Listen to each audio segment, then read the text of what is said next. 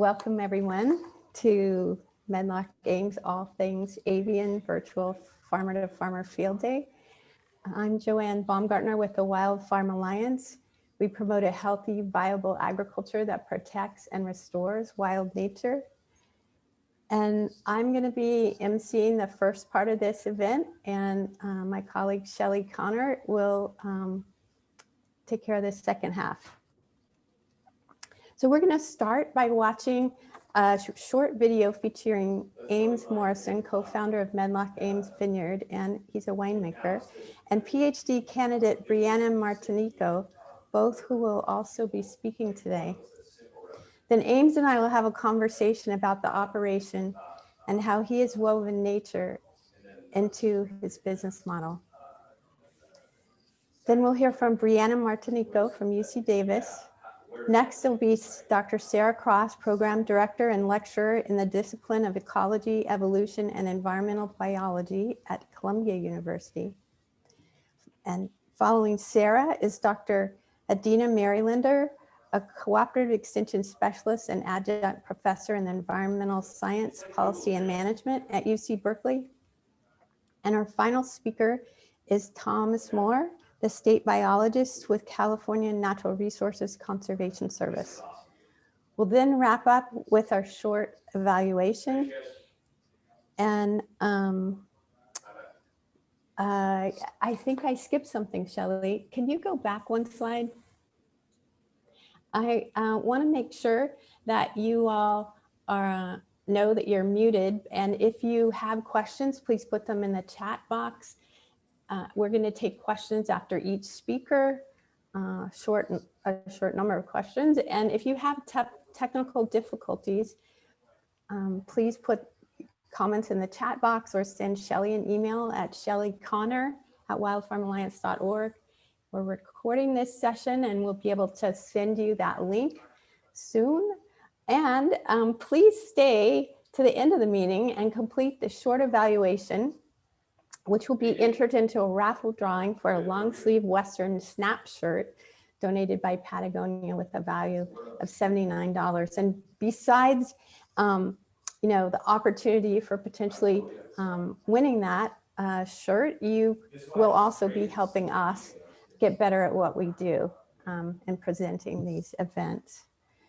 So the last thing I wanted to say was that while we aren't offering DPR continuing education units today, we will be releasing a webinar about birds where those units are available in about a month. So with that, we're going to start showing the short video.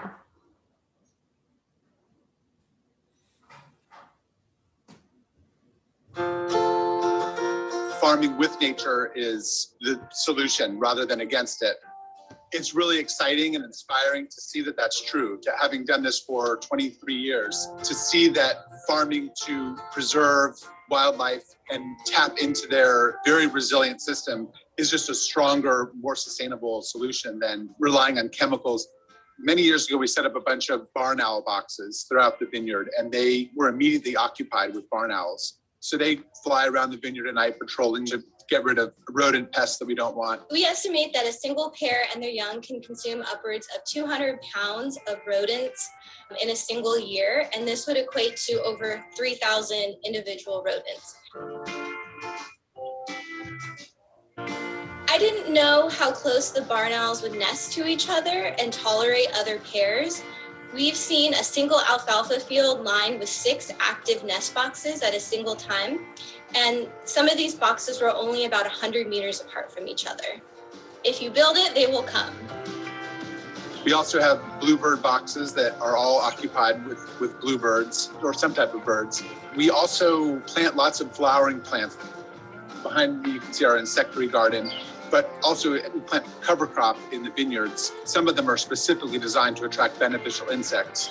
Those insects feed on vineyard pests, but they're also a food source for birds. So it kind of creates this system where there's always something available for the things we want to keep around.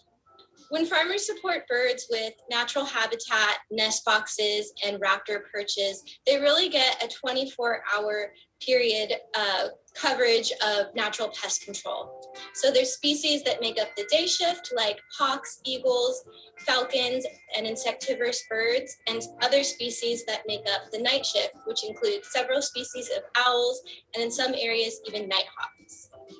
One way to start would be to plant hedgerows wherever you have wasted or dead space, like right along your fence line. If you can plant a hedgerow, you're creating this great habitat, and it creates this corridor where wildlife can move from one plant to the next unimpeded. Then you're creating this system within your land, within your vineyard. It's really important for us to understand that we're all connected. We're connected to each other. We're connected to the foods we eat, the things that eat the things that we eat. We're all connected. When hawks and owls hunt in areas where rodenticides are applied, they're at risk for secondary poisoning if they consume these poison rodents. Our research has shown that even when rodenticides are only used around buildings like facilities or offices, these compounds still showed up in the blood of about 35% of the hawks we sampled, with juvenile hawks being the most vulnerable. We might have some pests that we don't want. As long as there's a balance, then it's going to work out and we're not going to have any type of catastrophic loss. Good barn owl nest boxes should be designed to properly protect owls from predators, heat stress, and allow for easy cleaning. They should be placed on poles with the openings facing east, and they should be placed away from roads or high traffic areas, and they should be faced away from wooded areas where great horned owls might be present. The whole ranch is 340 acres, and we only have 55 acres planted in vineyards. So the rest is this wild land that acts as an alternate food source for beneficial insects and birds, and just creates more habitat for them and creates this more resilient ecosystem. I'm inspired to go to work every day. I get up happy. I don't know if you can hear it, but there's birds chirping and there's wildlife all around me. My hope is that we can learn how to maintain or increase biodiversity in these working landscapes. That's my hope.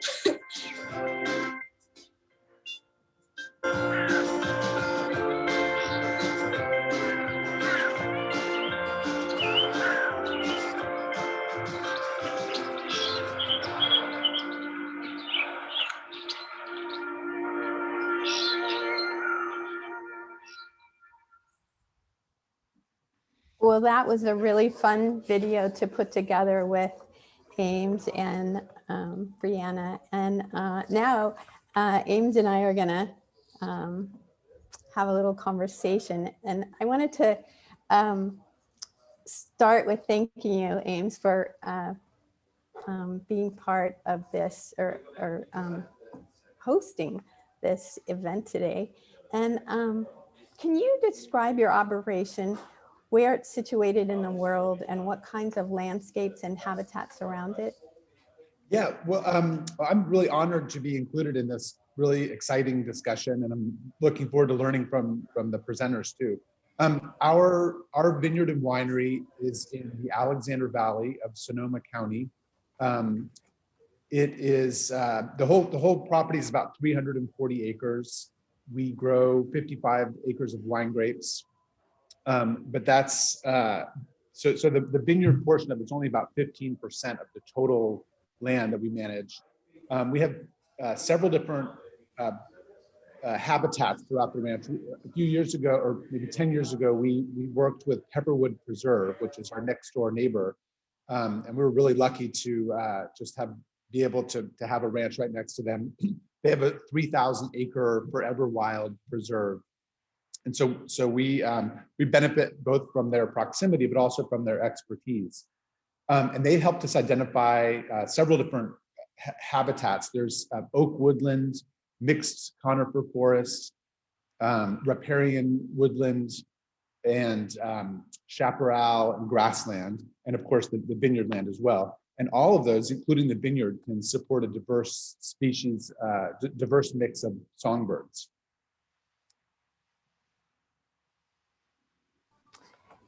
Great. So can you tell us a little bit about your background and how you got into growing grapes and making wine? Yeah, I grew up on a vineyard in Virginia. I'm sorry, not on a vineyard. I grew up on a farm in Virginia, so I've always sort of been really interested in farming, agriculture. And when I first started learning about wine, I was really excited about the connection between land and wine quality and just different types of wine. And so I'm always really curious about how we can farm in a way that influences the way the wine tastes in the glass. That's like fascinating to me.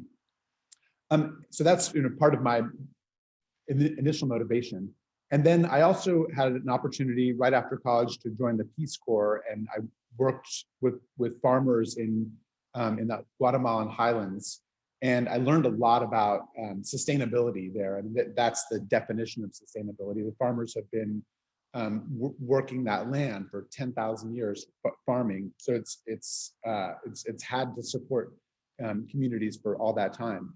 But I've also kind of seen in recent decades there's been an introduction of more kind of modern American farming methods that are rely a lot on chemicals, and so that was really a wake-up call to me.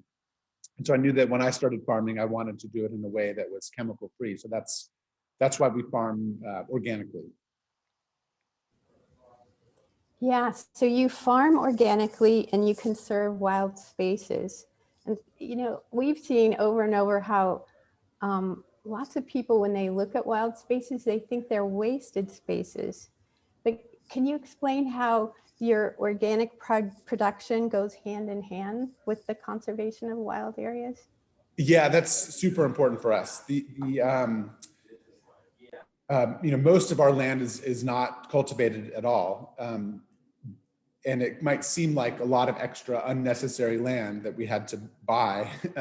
But the one thing that it does, it's kind of obvious, is it provides a buffer between our vineyards, which are organic, and neighboring ones, which are conventional. So it kind of prevents any spray drift from coming onto our ranch. But that's more, I don't think that's the most important thing. Is just the very rich and diverse array of species that it supports. There are, not only do we have vineyard forests or woods all around us, just interspace between the vineyard blocks, we have a lot of woods too. And there are, they host overwintering populations of insects that are beneficial to us, that help prey on some of the insect pests that we don't want. And it's also just creates this very resilient system. We have so many different species that no one can ever get out of control and damage the crop. And then also, part of that woodland, we have just these 300 acres of our land that are basically wild, but we're right next to the Pepperwood Preserve, which is over 3,000 acres. And then near them as well, there's several other very large acreages of protected lands. And so if you put them all together, it creates this gigantic wildlife corridor to protect all these species. And so it's really important, I think, to think of our farm in the context of the entire watershed or our region. Yeah, that's great. And so are there times when that interface of wildness has to be managed, or are you is it always good? That's a good question. That's important for farmers to acknowledge. Sometimes those things they don't help us. We have rattlesnakes, and that I worry about our vineyard crew being bitten by a snake. That's incredibly rare, though. It's more of a psychological fear. We've been working in and around rattlesnakes for 25 years, and no one's ever been bitten or even anything close. But we come across them, often throughout the year. We just they avoid us, we avoid them. But they're also part of the ecology. They're helping to, in addition to the owls, they're also helping to control some of the rodent pests that we don't want. Gophers can gnaw on the roots of vines, and if they're young vines, it can kill them. If they're older vines, it can stunt their growth. And then we have a lot of steep terraces. And when there's a lot of rodent burrowing in there, it can kind of compromise the structure of those terraces and risk a major blowout.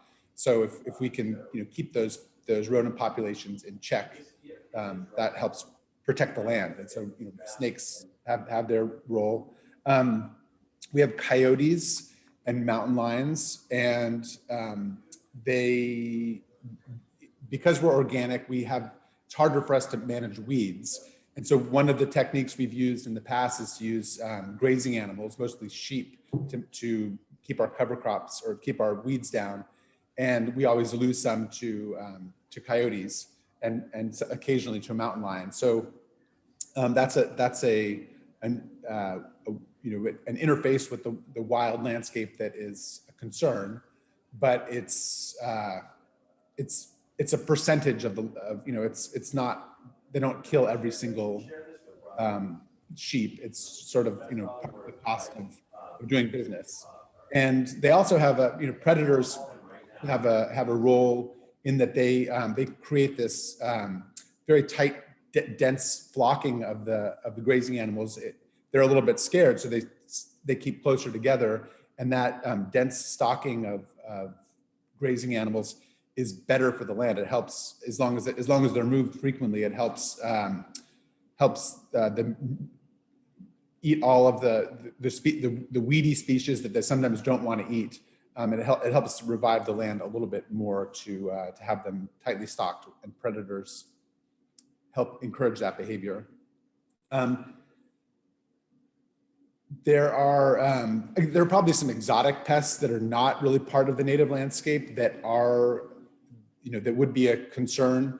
But I think because we haven't really suffered from those in our vineyard, and I think it's because of that wild space. There's just there's so many different potential predators of the insect pests that we don't have to. There hasn't been anything that's gotten out of control. Yeah, that's so interesting to hear you talk about how you're able to coexist with rattlesnakes and build into your model that if you may lose a few sheep, but overall you're getting some real benefit from those predators and managing the sheep too. So yeah, you have 20 barn owl boxes on your vineyard, and are they getting used every year? Can you tell us if they're helping with rodent control? And do you still trap gophers? We occasionally, but we don't really have a trapping program.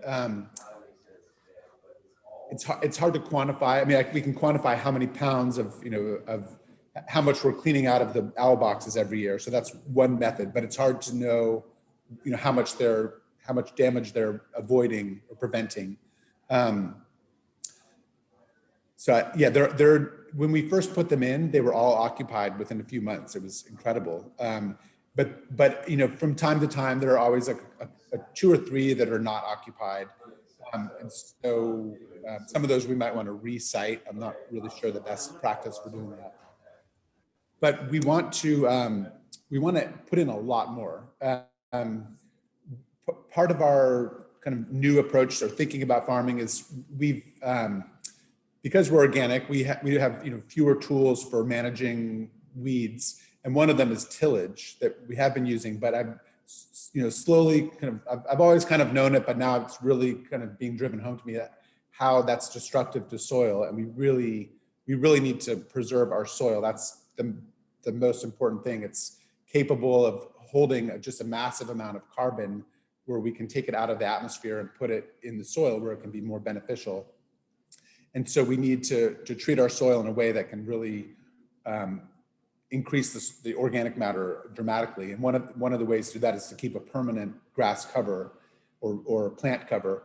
The drawback to that, aside from competition, is that it's just great habitat for rodents.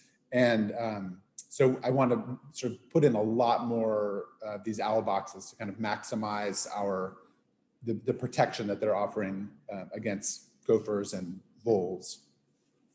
Oh, I love that.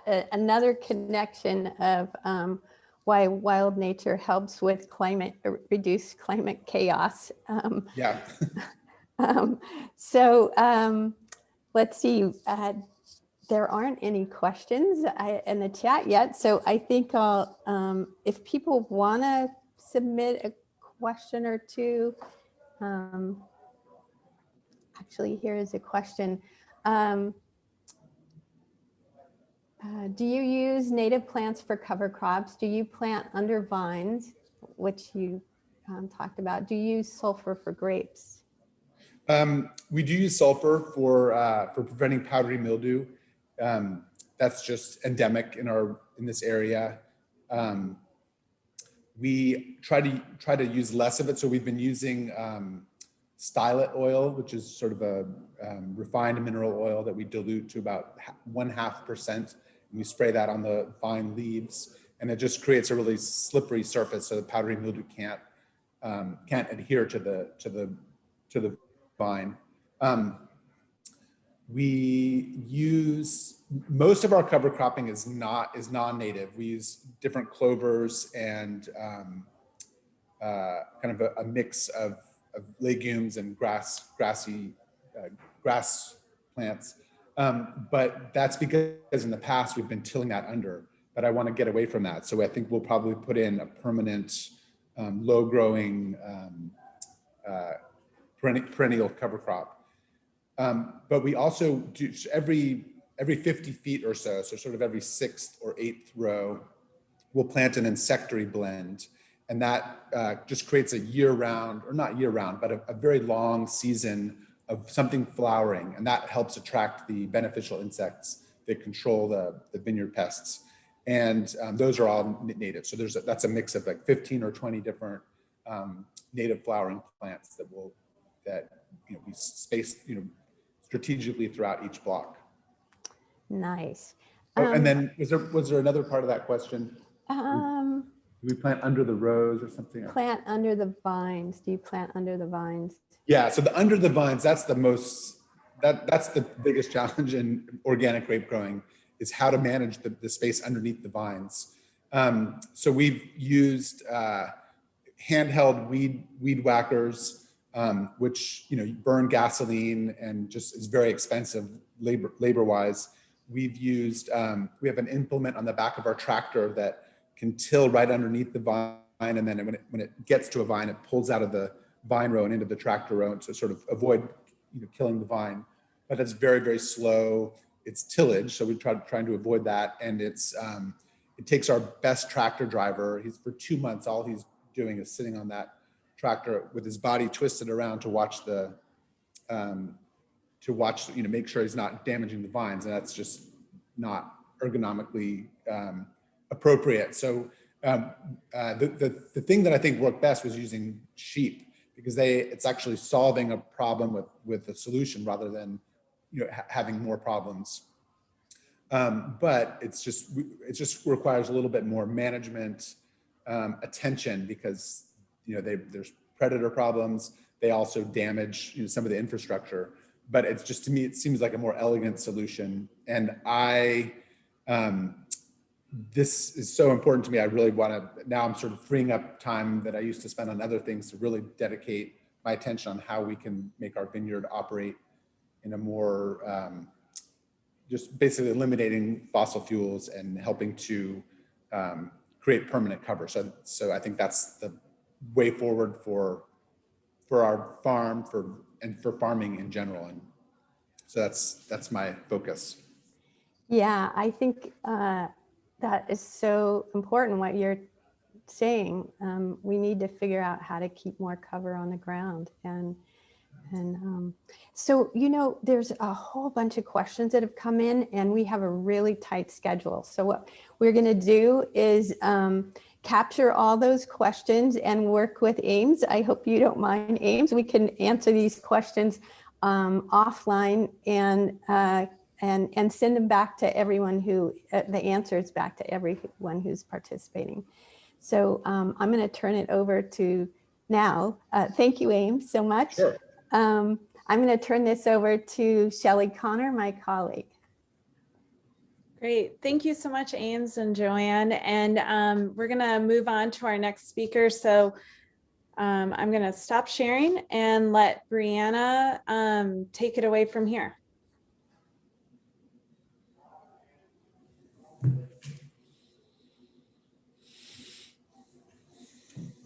All right, good morning, everybody. Thank you for being here. I'm Brianna. I'm a graduate student at UC Davis, and I study raptor ecology, and I work with several species in farm habitats. And so I'm going to talk about raptors and their vertebrate pest control and how to attract raptors to properties today. Oops. So okay, there we go.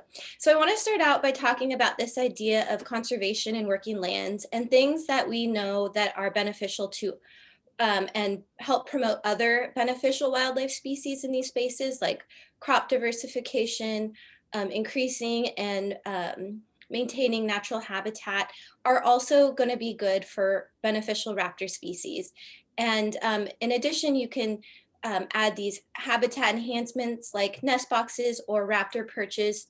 And I saw a question in the chat about if birds prefer these. And it's not that they necessarily prefer them, it's just that with our current management, often these nesting sites are limited. And so we can increase raptors by increasing their these nest boxes and other things that they can use that might be more limited in the environment. And so I'm going to first start out by talking about barn owls, and then American kestrels, and then just raptor perches in general. And so this is a long list of many species of hawks, owls, falcons, eagles, harriers, and kites, all raptors that do provide valuable natural pest control in an agricultural setting.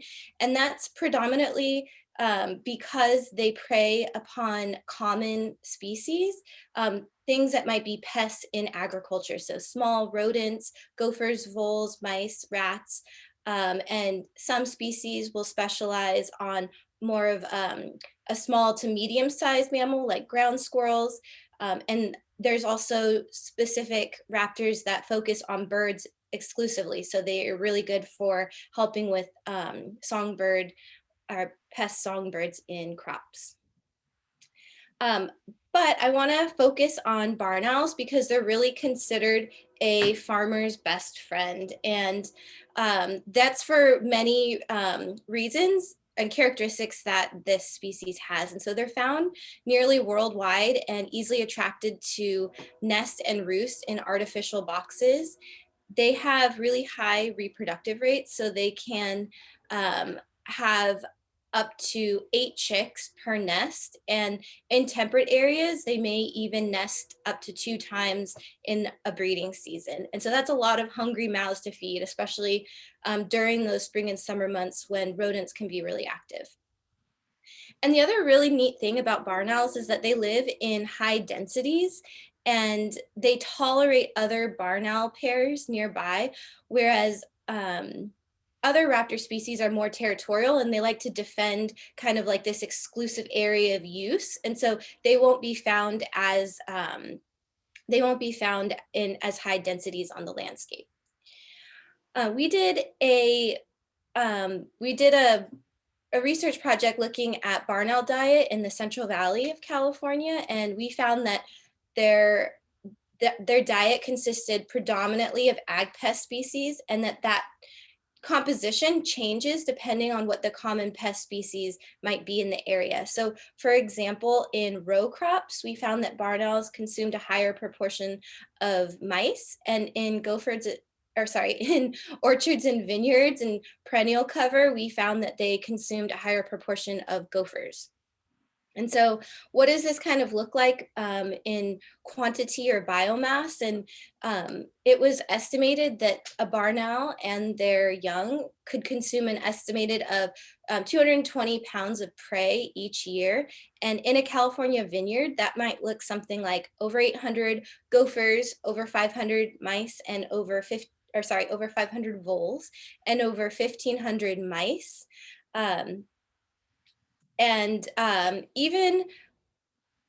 Even fields or vineyards that have barn owl nest boxes, we can still observe this reduced rodent activity, just because I think Ames touched on it, just the pet species are scared of their predators, so they're going to reduce or change their activity when the presence of predators is around, and that goes for rodents as well.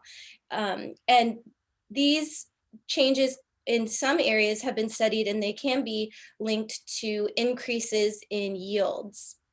And so I wanted to point out the picture on the top left. That's a picture of a prey remains in a single barn owl pellet. And the jawbones are lined up because that's one of the identifying factors that we can use to tell what species are in the pellet. So there's 6 rodents here and a bird all in a single pellet. So that was really a really amazing find. And down below, we have an active nest box. Inside was a mom barn owl with several really small young. And all of these rodents here are rodents that the male had brought in the night before. And so they're really great hunters. And so, for example, this male hunted all these rodents in a single night to feed the mom while she's taking care of the chicks, and he's also hunting to feed himself. So it's an incredible amount of rodents that they remove off the landscape.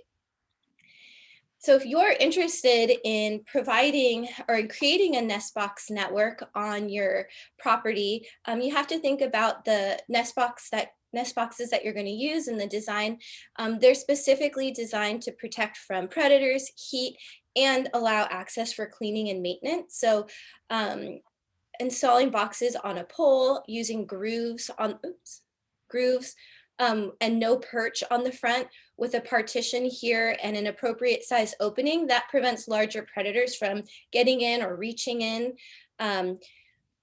We don't want the nesting owls to overheat. They don't have anywhere else to go once they're in these boxes until they grow and are able to fly away. So we need to make sure that they are comfortable in there. So keeping the openings facing north or east, painted white, which also prolongs the life of the wood of the box. Small holes should be drilled for ventilation, and the larger the box, the better, because there's more room for those nestlings to kind of move around, stretch out, and more room for airflow. Not pictured here, but are incredibly important, especially in hot climates, are sunshade panels. And that can help alleviate heat stress kind of in that mid-summer months when it's reaching over 100 degrees. For cleaning, boxes should be at least 8 feet high or as high as you can reach. And they should be inspected and for maintenance or potential cleaning each year in the non-breeding season. And we don't want the pellets to build up and kind of make their way all the way up to the height of this opening. And that really reduces the size of the area in the nest box. And so by removing those and putting a small layer of sawdust, it kind of refreshes the nest box and gets it ready for the following year. Where do barn owls hunt? So they readily use open agricultural and grassland areas. They don't nest in heavily forested areas. They might use woodlands or savanna type areas, but really heavy forest isn't kind of in their preferred habitat, but they may nest on the edges of forests and then kind of use these open areas around forests really commonly. And their hunting has been shown to occur in and around crop fields, and that can be beneficial so even if they're not hunting directly in the field, they can prevent immigration of pests to farm fields just by reducing the overall rodent populations in the surrounding area. Barn owl boxes can be as close as 50 meters apart, and even when you have empty boxes that don't have nests, those are actually considered really important because especially in winter, or if there's other kind of like things going on in the vines, or there's not a lot of trees nearby, they may just use the box just to roost in or hang out in during the day. And not just because there's not a nest in there doesn't mean that it's not an important part of your nest box network. And the more you have, the more readily they're going to be found by dispersing owls and kind of helping to establish a population on your property. Barn owls, unfortunately, are frequently victims of road mortality. So placing them as far away from roads, especially high traffic roads, is really beneficial. And nestlings can be loud at night. So we always just mention this so that these aren't placed right next to homes or bedroom windows, because they can be pretty loud at night, and that could be a problem. Okay, so the next species is American kestrels, and they have a similar diet, but they also have a higher proportion of insects, small birds, and reptiles in their diet. They are shown to eat a significant number of pest species as prey, but there's less research overall just about their pest control capabilities and what that might mean in terms of yield or reduction of damage. But like I said, just having the presence of a predator in the area is going to be beneficial and change the behavior of pest species. And especially because these birds are active during the day, they can also influence pest bird activity on and around farms. And they can be attracted with a smaller nest box type, as pictured on the right here. They have all the same considerations, as the barn owl nest boxes apply here. And the other thing about kestrels is this species is in decline, and so they greatly benefit from the increased nesting habitat. Just like I said before, these cavities, just due to the removal of dead and dying trees or other management, these cavities can be quite limited. And by providing these cavities, you can help increase these populations. And so the American Kestrel Partnership, is a website that has really great resources on the types of boxes, where to put them, and then even how to monitor them. And they have this incredible community science project where people provide data from nest boxes that are on their properties to kind of learn more about the species and what could be attributing to this decline, or ways that we may be able to work together to enhance and promote this species. The fun thing about kestrel nest boxes is that they attract actually a variety of species. So there can be beneficial species like these western screech owls on the left, their mom in the back, and these three fluffy little nestlings, which are very cute. And they're also going to provide natural pest control. Northern flickers, which are a woodpecker, they eat an incredible amount of insects and other things that is considered beneficial to have woodpeckers around. But kestrel nest boxes can also attract commonly these European starlings, which is an invasive species. So they do provide benefits while they're nesting because they will feed their young insects.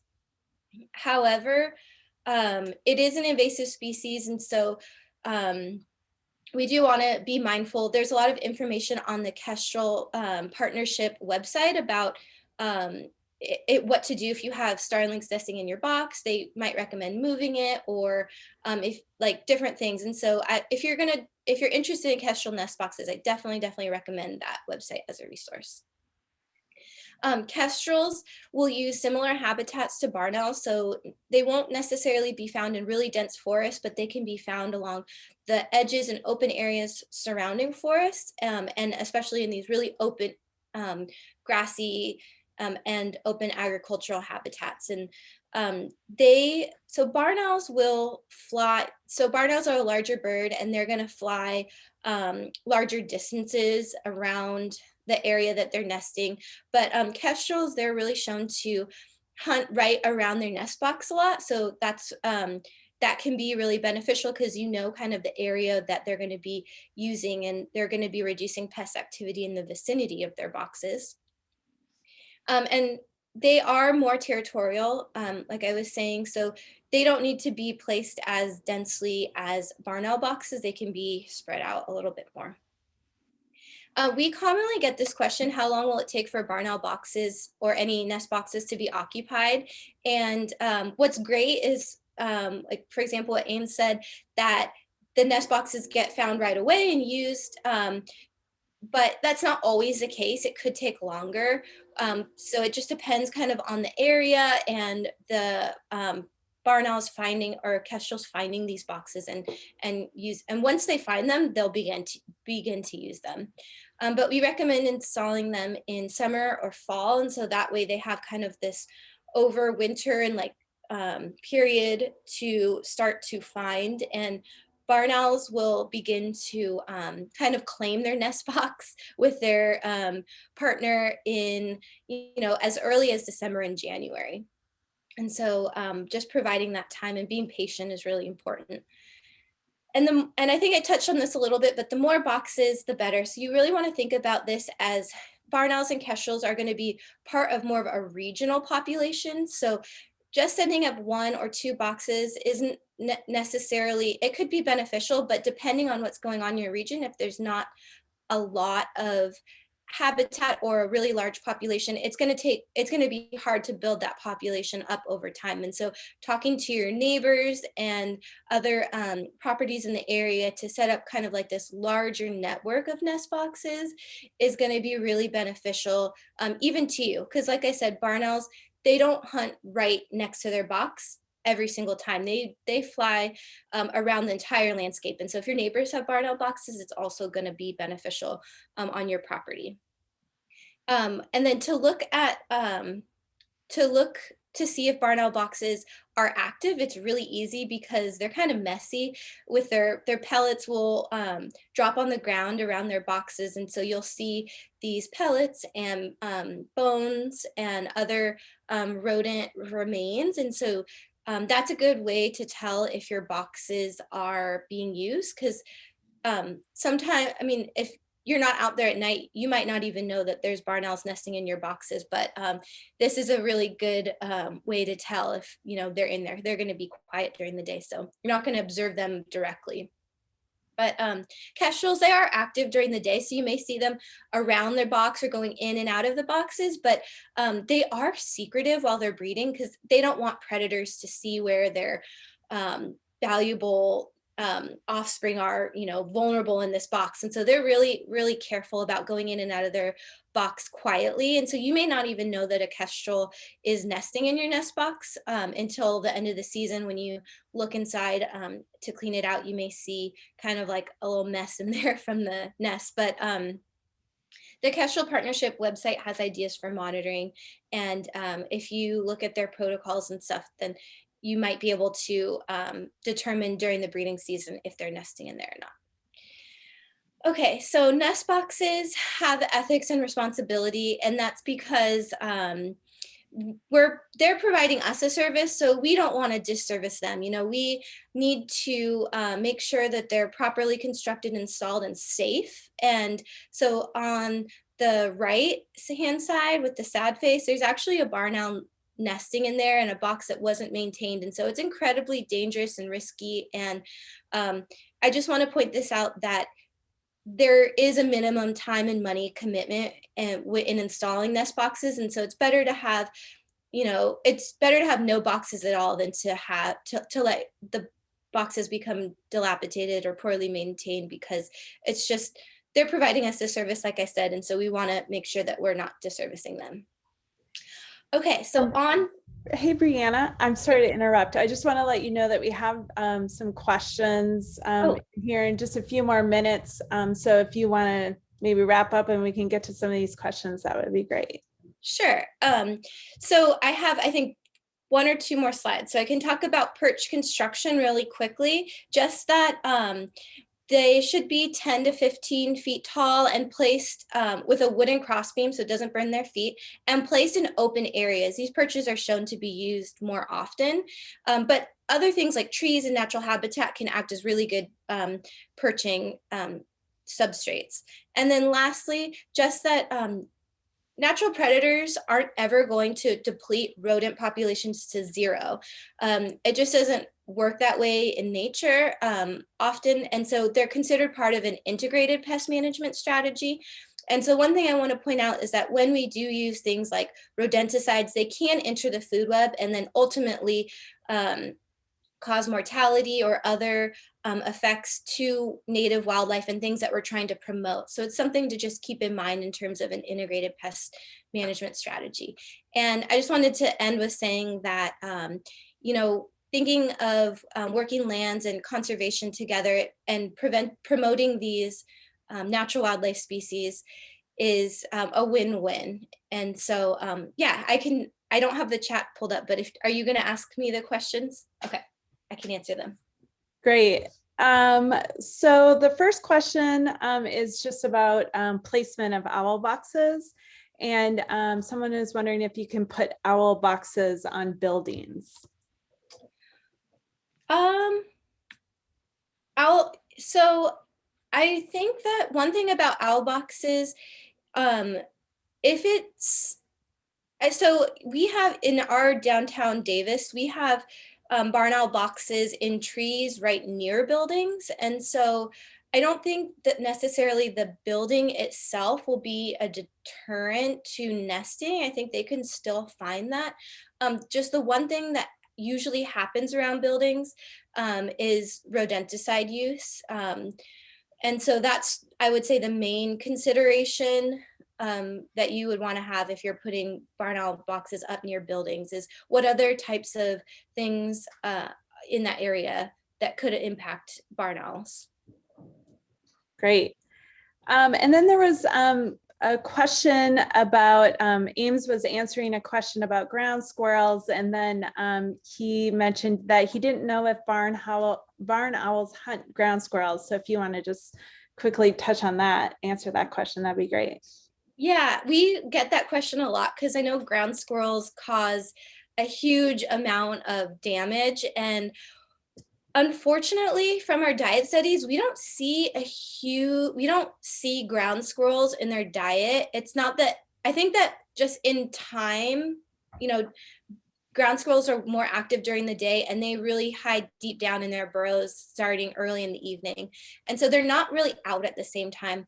But I would say that some of those other raptor species that I mentioned at the beginning will prey upon ground squirrels quite readily. So golden eagles and red-tailed hawks and Swainson's hawks, which they're not present in all areas, but I know red-tailed hawks are really widespread.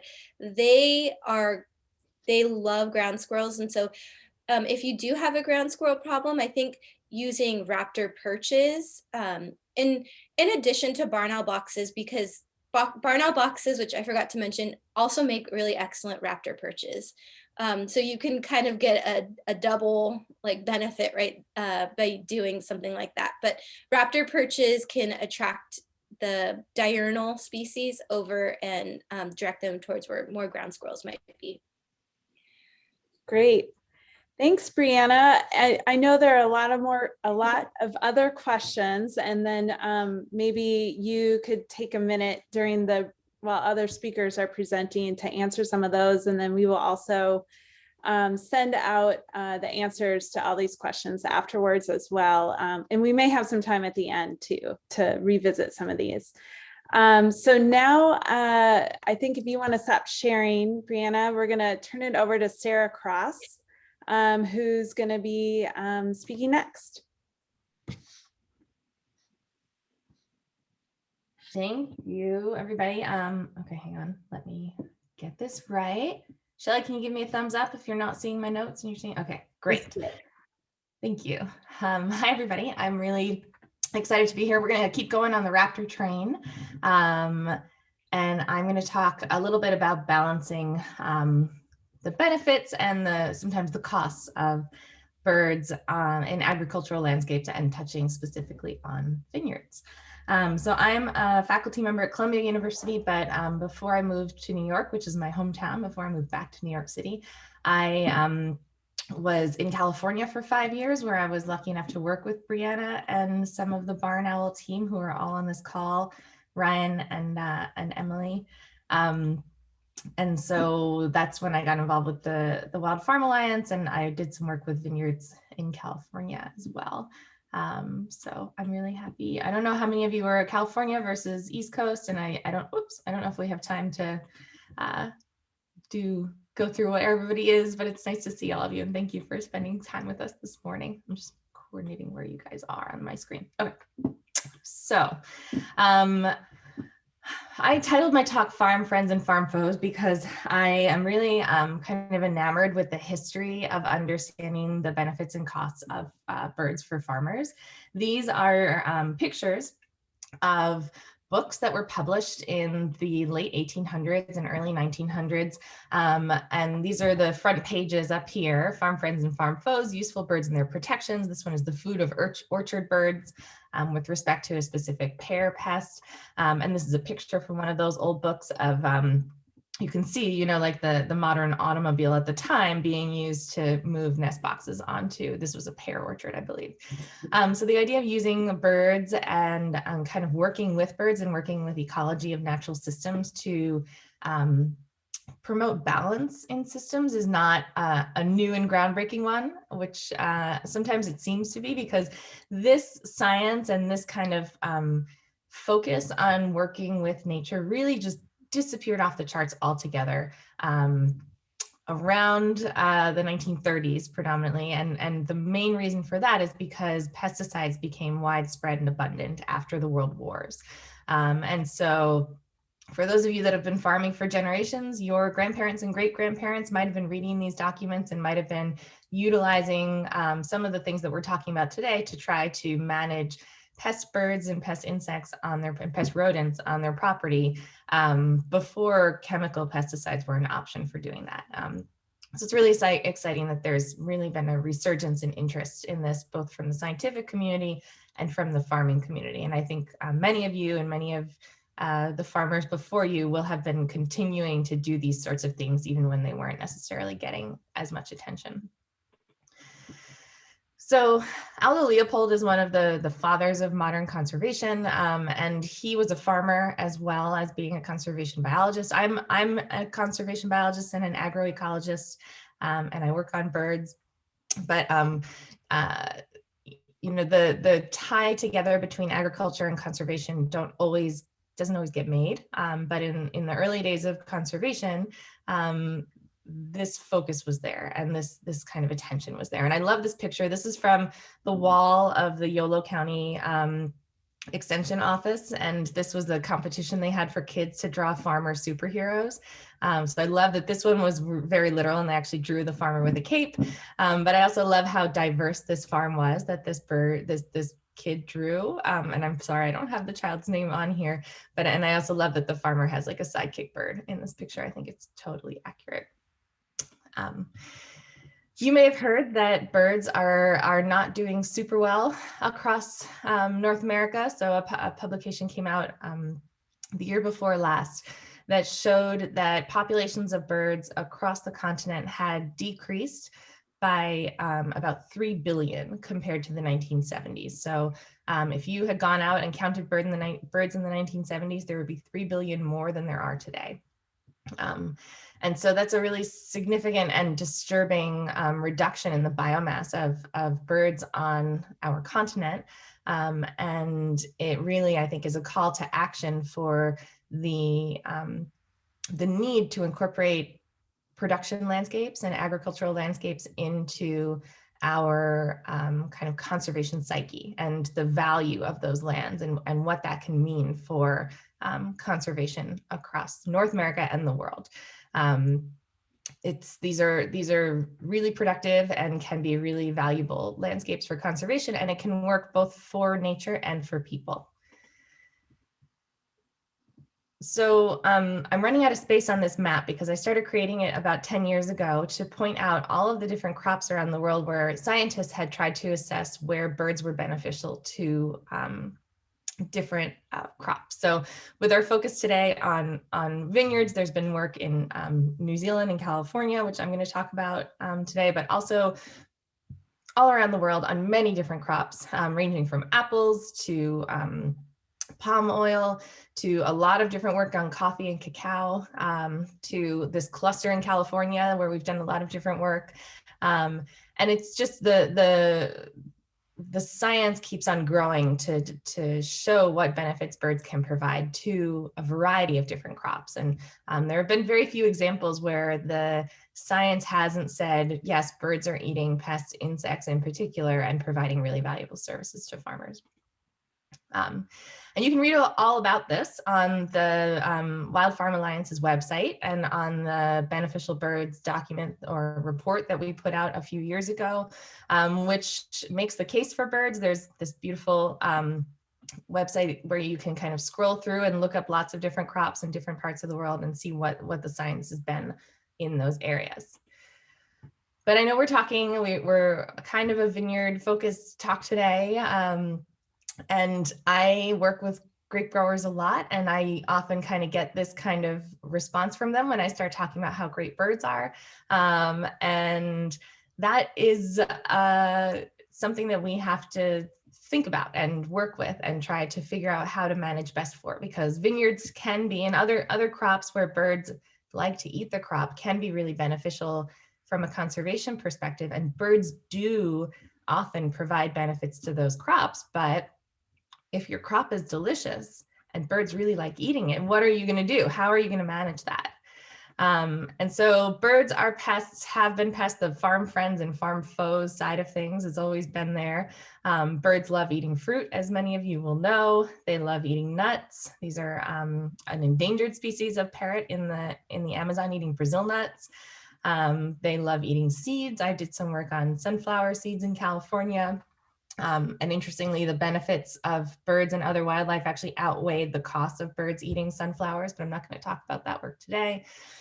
This is a catfish farm in Mississippi, and every one of those, I know it's a bit blurry, but every one of those black dots is a cormorant or other diving bird that we're really enjoying the food there.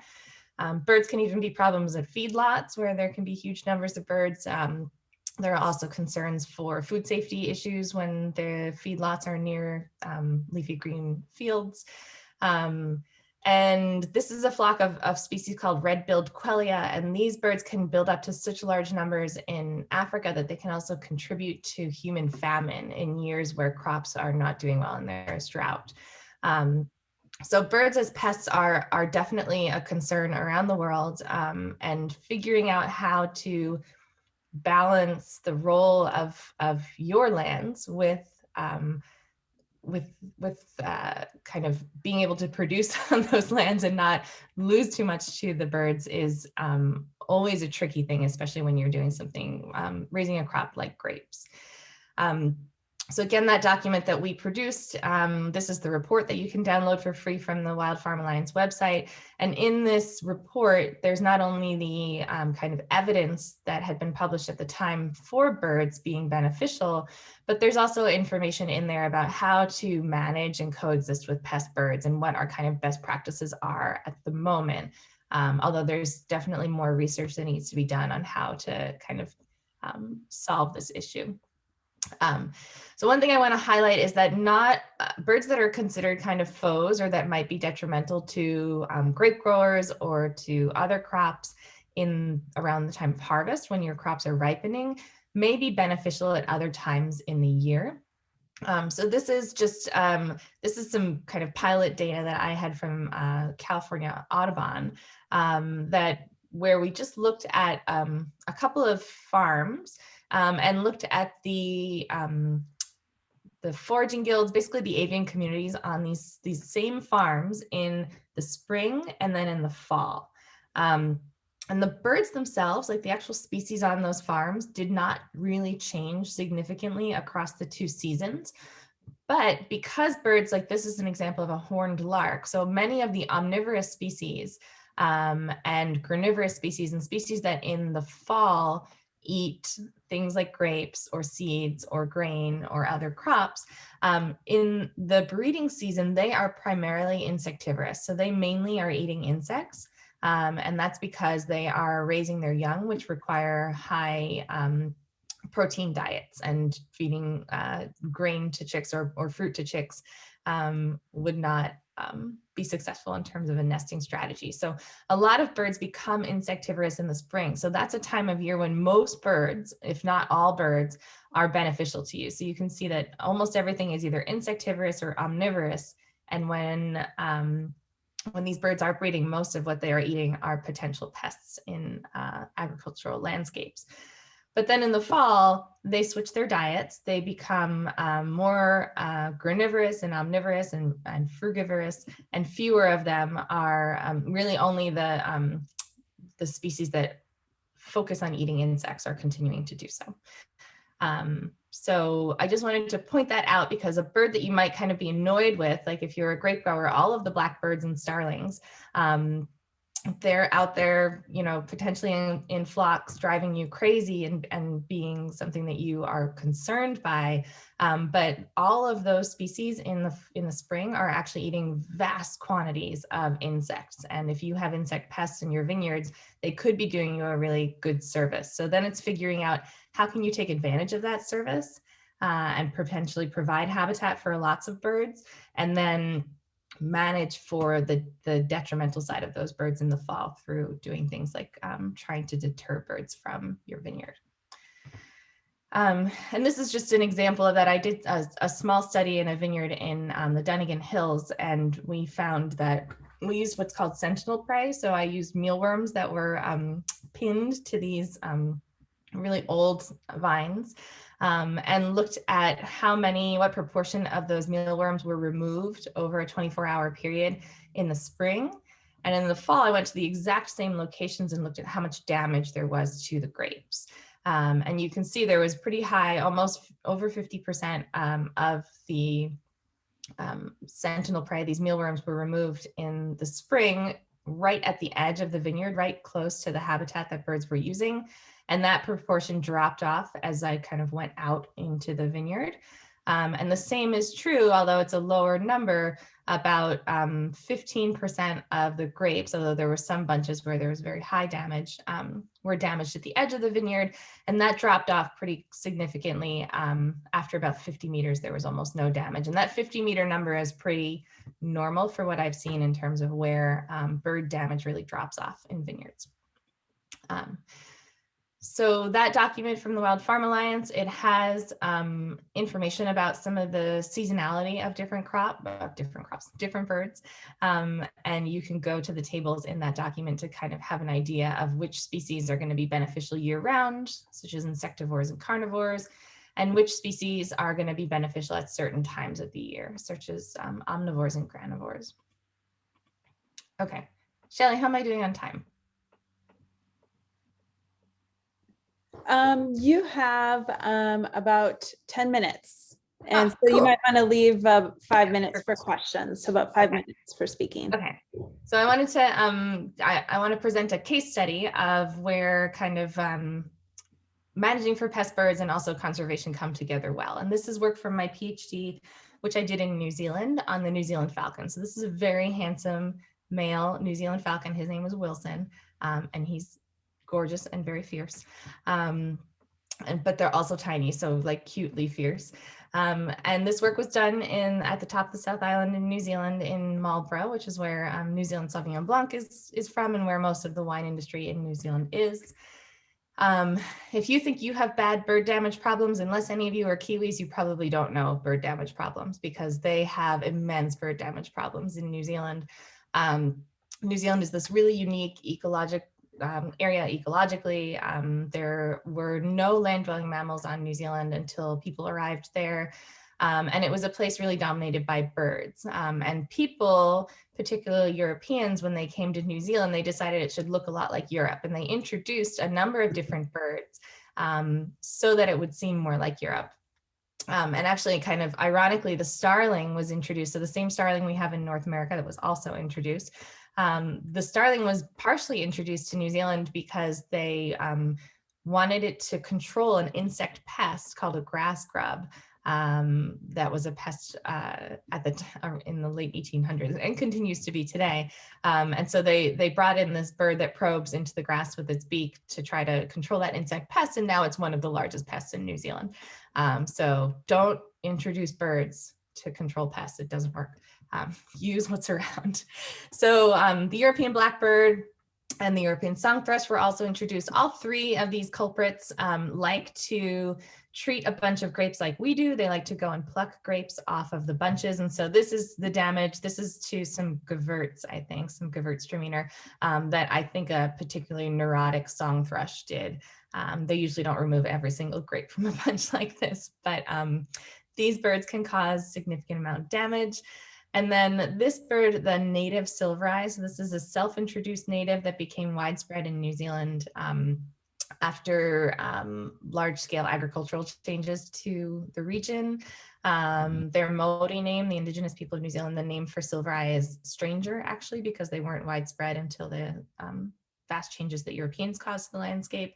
But these birds like to treat a bunch of grapes like they're at a buffet, and they like to go through, and I like to think of them kind of going through and go, oh, that one doesn't taste good. Let me taste that one over there and that one over there. And they're drinking the juice from inside these ripening grapes. And all of you grape growers out there know that this kind of damage, these puncture wounds, not only are bad for the actual grapes that are punctured, but juice seeping out of these grapes can cause botrytis infection, and that can lead to not only lost crop, but also a decreased quality in the wine.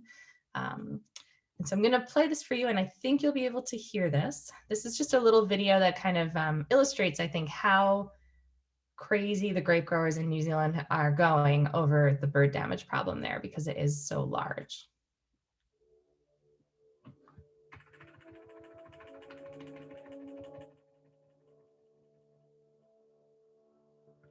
Every year, thousands of starlings and hordes of avian pests descend on Marlborough's vineyards to gorge themselves on ripening fruit. Every year, grape growers combat this million-dollar problem with an arsenal of desperate measures.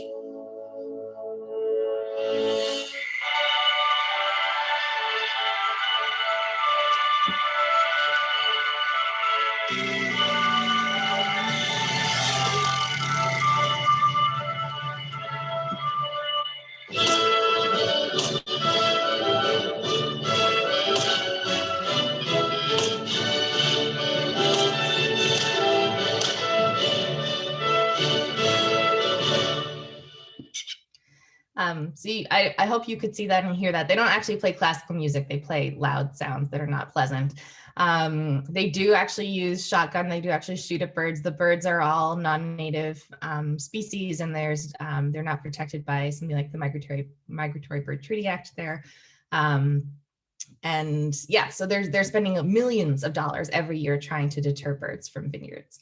And so in 2005, a project was started called Falcons for Grapes by a company from the UK called International Wildlife Consultants. And the idea there was to reintroduce falcons from the high country, which is really the only habitat that this endemic threatened species exists in New Zealand, and to take chicks from these nests and use a falconry technique called hacking to essentially raise them to be wild falcons, but to release them in a different location. And so what they were doing was reintroducing falcons into these vineyard-dominated valleys where they once existed historically, but had been driven out because of persecution by people and because of introduced predators, which are a major problem for all of the birds and other animals in New Zealand. So the assumptions of this project, as the name implies, were that the falcons would benefit the vineyards, as well as a number of conservation objectives, which I'm not going to get into today. So I did my PhD on this species. And one of the big questions was, if you put falcons, if you take a vineyard and you add a falcon to it, will it actually impact the birds, those pest birds in the vineyards? And the same is true if you take a vineyard and you add a falcon to it, what will that mean for grape damage? And so I'm just going to jump to the results because we don't have time to go into the details of the study itself. But what we found was that there was a significant reduction in those 3 species of European bird, but actually no change in the abundances of silverise. So these darker lines are vineyards without falcons, and these kind of gray lines below them are the vineyards with falcons. So comparing across the two. So that was interesting. And when you kind of looked at all the pest birds overall, there was a reduced abundance of pest birds. There was also a tendency, and this is true in all parts of the world, for starlings in particular, which are a flocking bird, to utilize the center of the vineyard, whereas these other species are really coming out of, or were coming out of the, in this vineyard's case, the trees along the edge of it, that they were going out and then damaging the grapes from kind of the edge. So flocking birds often do prefer to forage far away from trees. And the reason for that is because their primary defense from predators is to act like a school of fish. So to get up into a flock, I'm sure you've all seen murmurations of starlings, those beautiful pictures of big giant flocks of starlings kind of creating shapes in the sky. And so flocking birds, they need to see a predator coming so they can get into that flock and confuse the predator but from their numbers. If they're all on the ground eating grapes, they're not going to be able to do that. So actually, even though vegetation at the edge of the field can cause more damage from some of these solitary birds, often the bulk of the damage comes from flocking birds because there can be so many more of them, but they don't like trees. So there's kind of a difficult balance there. But having more trees around your vineyard usually means you don't have the large flocks actually in those vineyards. And I'm sure some of you will have examples where that's not true, but generally that's true. So we looked at grape damage across the vineyards doing a random sampling technique. We sampled over 4,000 bunches over 2 years. And we looked at the two main crops in the region, Sauv Blanc and Pinot Noir. Counting damaged grapes is really time consuming and hard, but we counted on each bunch the number of grapes that had been pecked, so we could attribute that to the silver eyes, the numbers that had been removed, and then the number of undamaged grapes. So we were able to look at the proportion of grapes that were damaged by each of those birds as well as overall. We also looked at, for each site, how close it was to the nearest vegetation, and then what type of vegetation that was. So was it grasses, was it small shrubs, was it shrubs, was it small trees, large trees, water, was it a building, because starlings often nest in buildings and like to utilize them. And then we used a score for how much bird scaring each individual vineyard was doing, and of course, whether or not there was a falcon present there.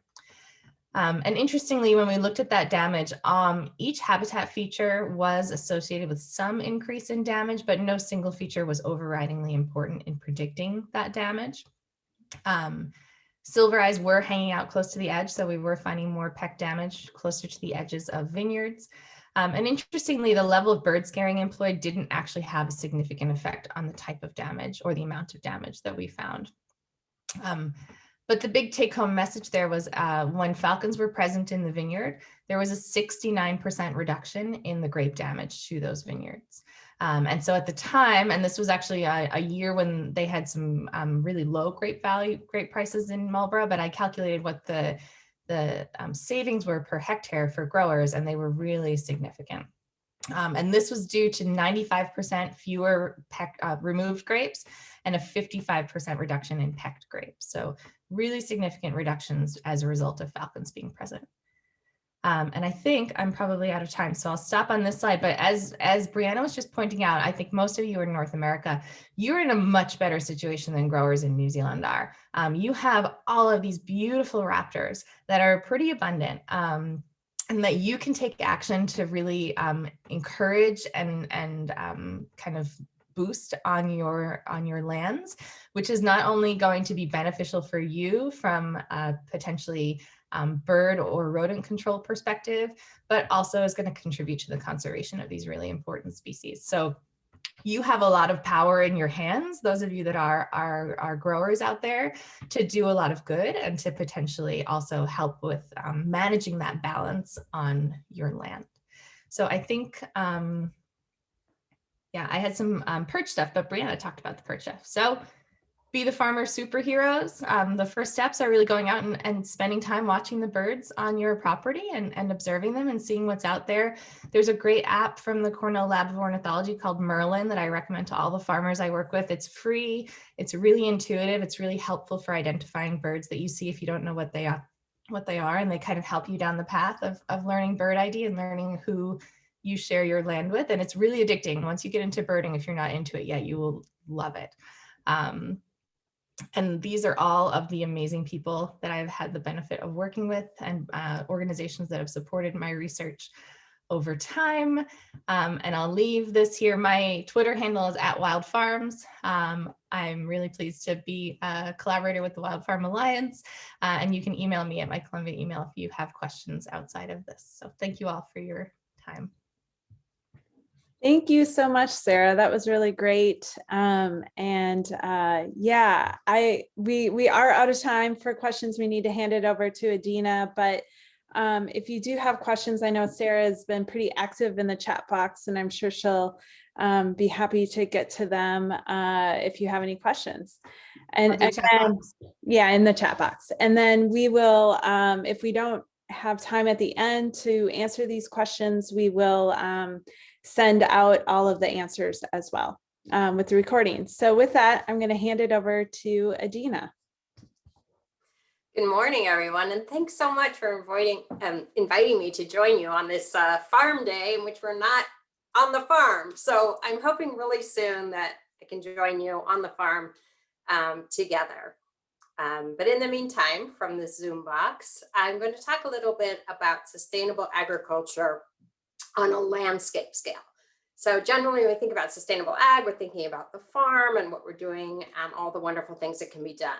But I'm going to talk a little bit about habitat connectivity, which Ames touched on a bit with his corridors, as well as like diversifying the landscape for key ecosystem resilience, particularly with a lens toward rapid changing climate.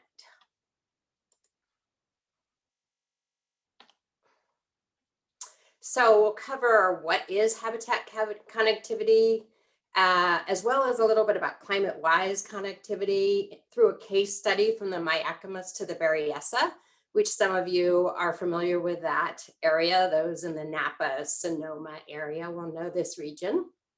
I'm also going to talk a little bit about some research results that have to do with birds and bats.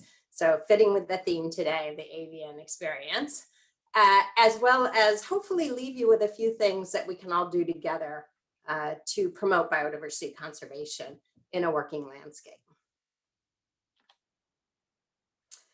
One of the things that has fostered the interest in habitat connectivity is the rampant loss of habitat and habitat fragmentation. So what's happening here is that as the native vegetation patches shrink and become disjunct from each other, we need to reconnect them. So basically, so that wildlife can roam across the landscape. And for some species, it's actually critical to have large continuous areas of habitat for them to persist and to prevent extinction. The other thing that we know is going on is climate change. And one of the things that we're thinking about with habitat connectivity, it is actually one of the leading proposals for how to adapt to climate change for biodiversity conservation is maintaining and enhancing habitat connectivity. That is because species are on the move with climate change. They're often forced to move from their existing current habitat to that is increasingly becoming unsuitable for them to persist in that space, and being forced to move to new places, right? That the habitat is more suitable into the future. And because of these required shifts in the distribution of these species, we need to be thinking about how to make the landscape more permeable to allow for these shifts. So for that reason, there's sort of the two main aughts of maintaining and enhancing habitat connectivity. And those are the habitat loss and fragmentation, as well as the importance of shifting ranges under climate change. And the ways that folks do this is they usually implement a habitat corridor or even a large landscape linkage, as well as make the matrix between habitat patches more permeable for wildlife to be able to move. And why would they want to do that? Well, to improve the ability of species to move just in their daily movements, to increase the gene flow between populations that are in isolated habitat patches, to allow for seasonal migration, as well as I mentioned, the facilitation of range shifts. And the goal, though, the ultimate goal is to increase the population viability of these species in the wildlands, as well as across the working landscape. And also, as I mentioned at the beginning, to increase the climate resilience of our ecosystems. There are different ways in which people tackle this problem. And I'm just showing you here a couple of examples of how climate scientists and conservation scientists see the landscape when they think about climate-wise connectivity.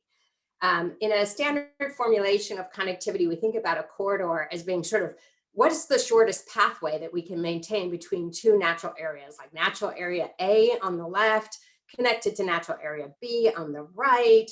And you might think, well, we just want to put the corridor into the shortest pathway, which is the standard corridor across.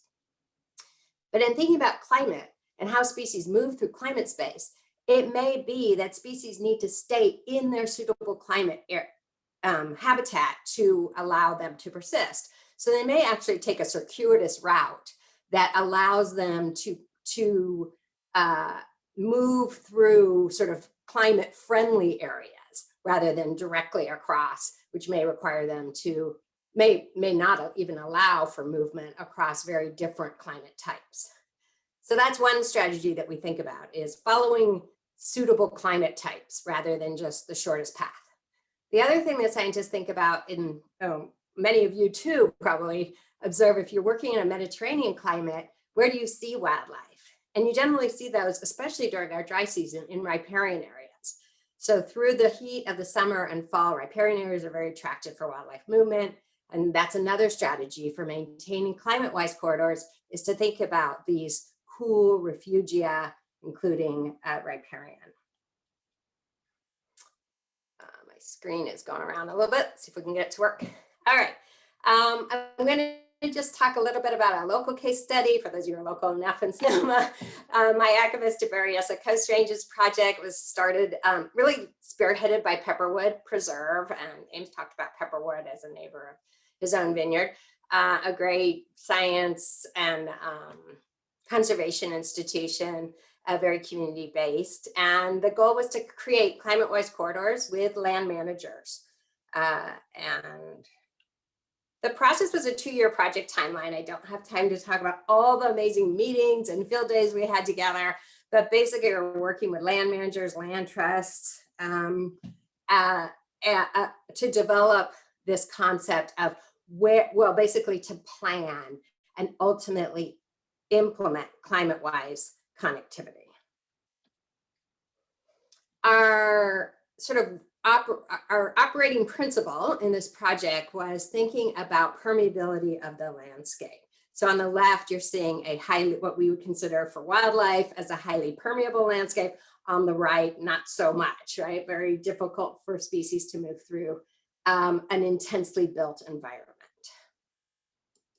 With that principle in mind, we used, on the left, we mapped our study area, and you're looking at the whole study area. It's quite a large area spanning from the Bay, San Francisco Bay, all the way up north, right through parts of Mendocino County and the Bureau of Land Management, a lot of land up in that area, up into Lake County too. All right, so we took an approach, a two-pronged approach. Normally and consistently, people who work on habitat connectivity think about terrestrial habitat, and of course we did as well, and we mapped this high permeable landscapes as compared to low permeable landscapes based on the amount of development in the land. It was the land managers in particular who really insisted, and I think rightfully so, that they really wanted to also look at riparian connectivity. And really focus that as a high priority and objective for the project. So we did a rather elaborate approach at that I could talk to you offline about.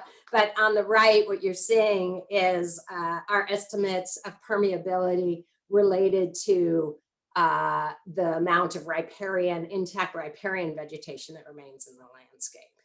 And there are different areas that have highly permeable riparian landscapes as compared to just highly permeable terrestrial landscapes. So these are very different locations that become a priority. We use a least cost path algorithm. Basically, you're just trying to use the computer to find the path that is the most permeable between any two patches of protected lands. And you end up with a lot of least cost paths between different patches of all the protected areas, which are in gray here. The other thing I want to point out about this project is paying attention to the fact of the topography, our proximity to the Pacific Ocean, as well as our climate here in California. It was really important that we address summer temperatures differently than winter temperatures. So in working in climate change, often you'll hear a lot about the annual temperature rises, annual average temperature rise, which we know we've gone through a 1°C rise here in the mid latitudes. We've gone through a 2 to 3°C rise already up in the poles. But what we're thinking about when we're thinking about California is what's happening in the summer and what's happening in the winter. And the reason is because the changes that we're going to see, so the places that are going to get hotter into the future in the summer are different than the places that are going to get warmer in the winter, right? And as growers, I know you understand like the importance of winter minimum temperatures and how those are rising. So we're basically getting warmer winters, but we're getting warmer winters, even warmer in different places than we're getting warmer summers. And anybody who lives in this area knows that when it's summer, you want to go to the beach to cool off. But actually in the winter, if you want to get colder, you're going to go up into the high montane areas and up into northern latitudes. So those are different directions. So the way we're looking at linkages and temperature in this project is to ask the question, between any two protected areas, what is the sort of climatic advantage to linking them? So are the two patches really different climatically or really similar? If they're really different, then linking them provides like an added benefit of climate, right? Particularly we're interested in access to cooler climes. So we're warming the climate overall, and we want to make sure that species can access cooler climates so the corridors can facilitate their movement into these cooler spaces. And that actually can be calculated for every single linkage that we map for the project. You can actually look at the climate space of one protected area, the climate space of its adjacent protected area, and calculate the difference between those two climate spaces. And that's what we did. And what you're looking at here is the climate advantage of different small linkages across the whole study area in the winter and in the summer, because remember that they're different. You'll see that the climate advantages of linking protected areas in the winter is up in our montane regions as compared to linkages that provide summer cooling. That's trying to move species more and more from east to west or toward the ocean cooling influence. All right. The important part about this project is that we did bring it down to the local level, looking at parcel level information. So this is just Pepperwood to the south and Modini, Miacamas Preserve to the north. So now we're basically zooming into two protected areas and asking the question, what is the permeability between these protected areas at the parcel scale? So we just average the values of permeability for terrestrial permeability and for riparian permeability, which is on the right. And we can do that average for every single parcel. And that really brings it home, right? Like, you know, working with the landowners on these particular parcels. And I want to mention that the parcels that have very low permeability, they're sort of browner on the left, those have low terrestrial permeability, but because of the road system that's in those parcels, but they actually have really high riparian permeability. So if you're familiar with this area, you'll know that's going on. So I think it was important that the land managers suggested we do both terrestrial and riparian permeability because there's different results for different parcels, which leads to different management solutions and different focus for the different parcels. There's things that everyone can do, even if your parcel is not on this map, to promote connectivity. And the team at Pepperwood and all the folks and land managers that worked on this project also put together a nice brochure about 7 ways to keep your lands wildlife friendly and things you can actually do. I'll talk about those more at the end, but there was definitely like a lot of outreach around this project. So some of the salient findings from this particular work is the importance of developing a community vision for connectivity. People really all need to get behind the idea of having a corridor and protecting a corridor and acting upon it. That if you're working in this part of the world in Mediterranean climates with ocean influence, don't rely on annual average temperatures to sort of do your planning. Think about winter and summer as being separate climatic dynamics. And really need to get down to the parcel scale when we do this type of work. There's a lot of conservation science that's done at a much coarser scale, but if you really want to work with landowners, obviously they're managing in the parcel. So I'm talking about sustainable ag on a landscape scale, but I'm recognizing that actions are taken at the parcel scale. It's Avian Day, so I will not disappoint. Let's do some birds real quick. Actually, this data is most recent, so I'm sharing it with you, but it's actually from Chile. However, when you're in the Chilean vineyard landscape, you can sometimes just squint your eyes a bit and you feel like you're in California. It's not that different. And Andres Munoz, who's a PhD student in my lab and is now at the University of Chile in agroecology, did a really neat study where he actually surveyed birds in the wildlands around these Chilean vineyards and looked at what birds do you find in the wildlands? How are the wildlands serving to support biodiversity that can be found in the vineyard? And what's found in these remnant single trees and riparian, sort of remnant spots of vegetation within the vineyard? I'll make that a little clearer, hopefully. All right, so 120 survey stations. That's what's important about this slide. There's Andres in not such easy terrain to move around, doing some birding, and he's got a bat monitoring station there as well. And these vineyards are placed on a gradient between like a very dominant vineyard landscape as compared to a more wildland dominated landscape as far as the surrounding landscape. And again, the data was taken from inside the vineyards, from at the location with these little fragments, so single trees and little clusters of vegetation that were retained in the vineyard, as well as in the wildlands. And then that, they call it matterhorn there, but it's like our scrublands. All right, so take home from this study is that the remnants, he found almost all of the species biodiversity, not every single species, but most in the remnants, as well as, of course, in the wildlands, and not so much when he was surveying in the vineyard itself. So just for bird conservation, those remnants really can serve as sort of stepping stones for connectivity through the wildland landscape. He also found, as you might expect, that the wildlands do influence the probability of finding a bird in a vineyard. So a very dominant vineyard landscape on a really large scale is going to have fewer species than the intermixes of woodland, shrubland, vegetation along with vineyards. But anyway, this is an argument for keeping some remnant vegetation inside the vineyard.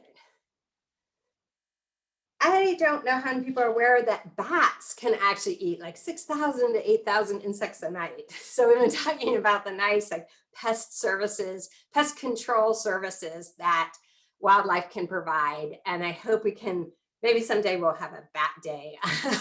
But anyway, habitat diversity promotes bat activity in the vineyard landscape. And I'm talking about work that was done by Rochelle Kelly and Justin Kitsis in my lab, looking at bats and vineyards, and just briefly, same kind of idea, surveying vineyards. In this case, there were 21 vineyards surveyed, and it was paired, like these stars show you, between sampling bats acoustically along the edge of the vineyard near a remnant vegetation, and inside like the heart of the vineyard where there was no remnant vegetation. So we specifically chose vineyards that were not retaining a lot of like nectaries and vegetation stuff. This is a very sort of like simplified system of it's just simple vineyard versus edge remnant. And similar to what we found in Chile, we see that on the left bars, you have the vineyard interior sampling. And on the right is the remnant vegetation. Sorry, the scale of this photo isn't that great for you, but the bars that you see, the higher mean lines suggest that for 2 out of the 3 species I'm showing you here, remnant vegetation resulted in greater detections of bats. And then this upper left graph shows that for all the species we were able to detect with the bat acoustic monitoring, the remnant vegetation had much higher detections. So also for bats, maintaining native vegetation, shrubs and trees in and around the vineyard is highly valuable. And these guys, they really eat lots of insects. So that's a good thing for birds. We're on to what we can do and questions. So what we can do, protect natural areas from being converted. This is first and foremost, is we actually just need to stop clearing native vegetation in California. I'll speak to the place I know. When it's been cleared, we can try to maintain and restore native vegetation in and around the vineyard. And also manage water. I didn't talk about water today. We don't have a lot of time, but if we can reduce the demand from the vineyard on subsurface and surface flow in the summer, that would really help both aquatic wildlife as well as terrestrial wildlife, because we were talking about the importance of those riparian areas. Minimize fencing and use wildlife-friendly methods wherever possible. That's another really great way to make the landscape more permeable to wildlife movement.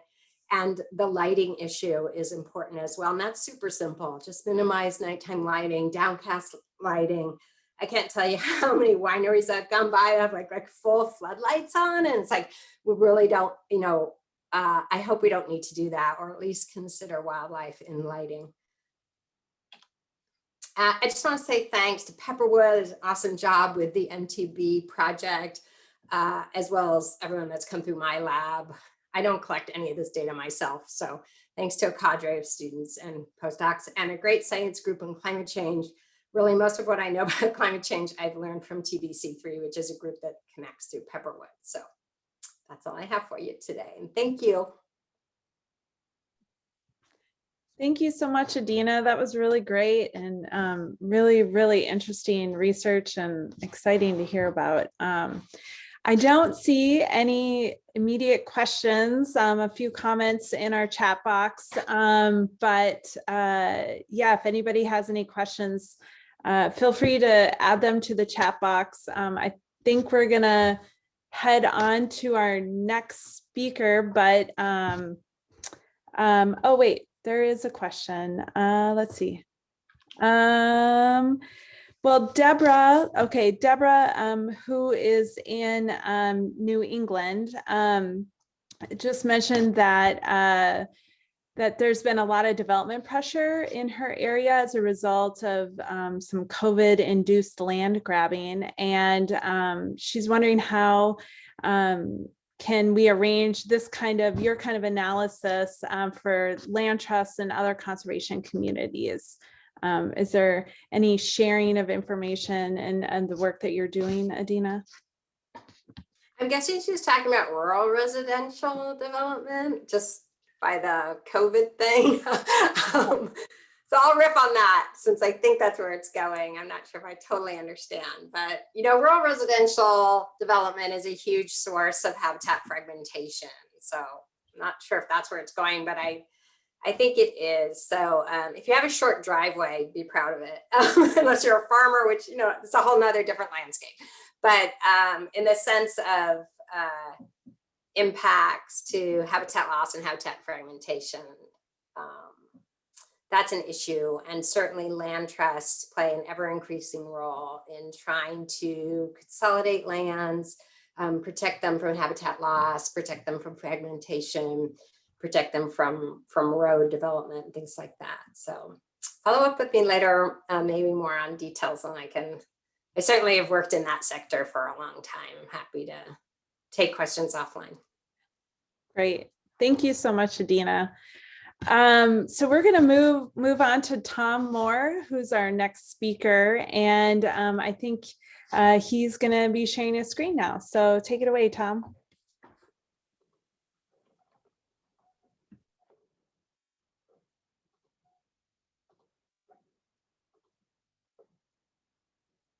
Can you see my screen okay, Shelley?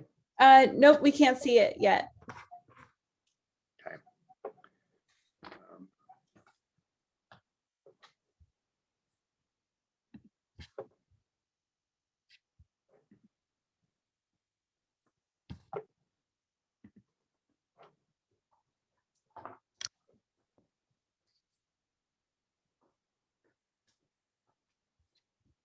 You're still not seeing it, correct?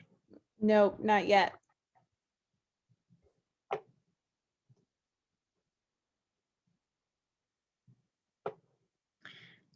Okay, let me try this again.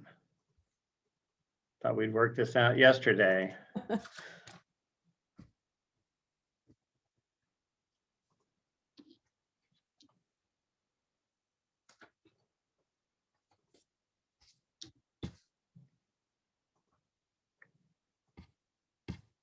I don't know what is actually going on right now. Well, I can share I have your PowerPoint. I can share and you can just tell me it to advance the next slide if you need to. Right now, I'm not seeing anything on, I'm not seeing anything on. Here, I'll just share. I can share it for you. My problem is I'm not seeing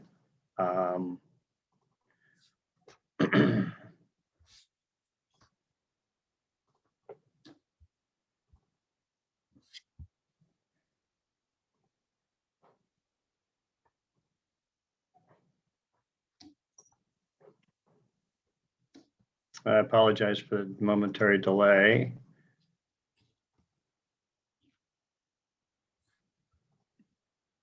I'm trying to open up. I've lost my connection to you. I cannot see yours again. I can see your screen. I can't see anybody else in this, so I don't know what to do. Oh, Can you see Shelley, Tom? I can only see who's talking now. Okay. Whoever talks, that's all I see. So I'm. This is my first time to present actually on Zoom. I present on Teams all the time, but I've never presented on Zoom. Try your view, up in the right, do you see that little thing that says view? If you just click gallery in there, then you should be able No, to. I'm only, my screen is minimized down so far that all I see is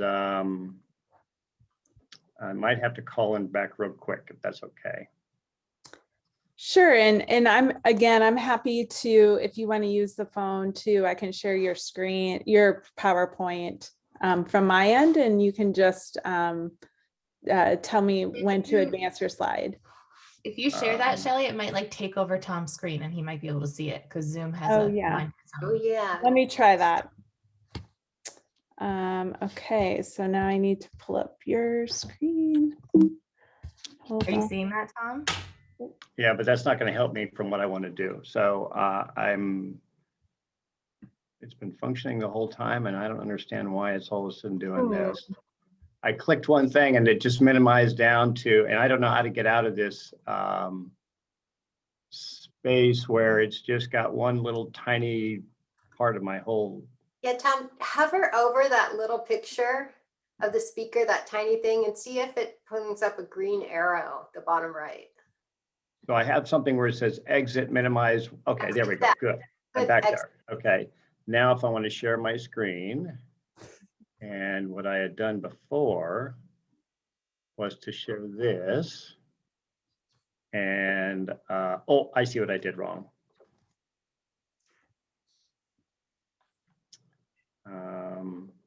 There we go.